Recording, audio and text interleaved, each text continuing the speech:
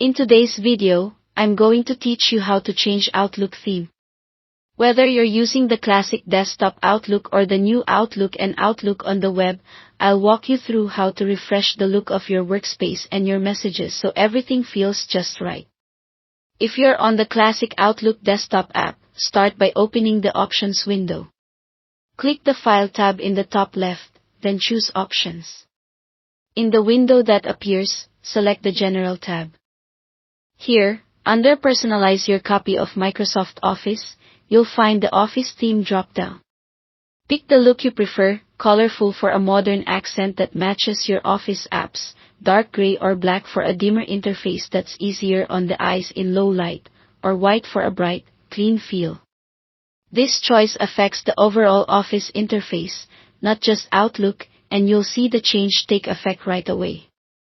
Next, if you want to fine-tune how your email messages appear, go back to File, choose Options again, and this time select Mail. Click Stationery and Fonts, then select Theme. This is where you can apply specific stationery or themes to the messages you compose, including background patterns and coordinated fonts. It's a great way to add personality or maintain a consistent style.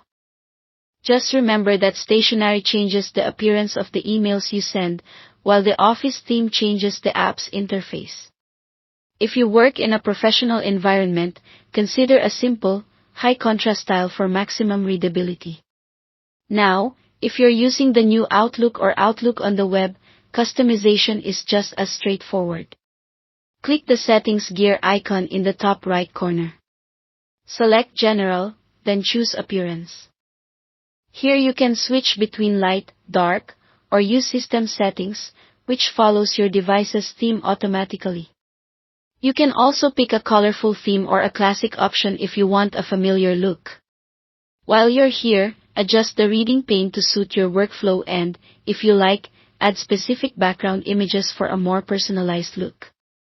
When you're done making changes, select Save to apply them. That's all to it. Thanks for watching.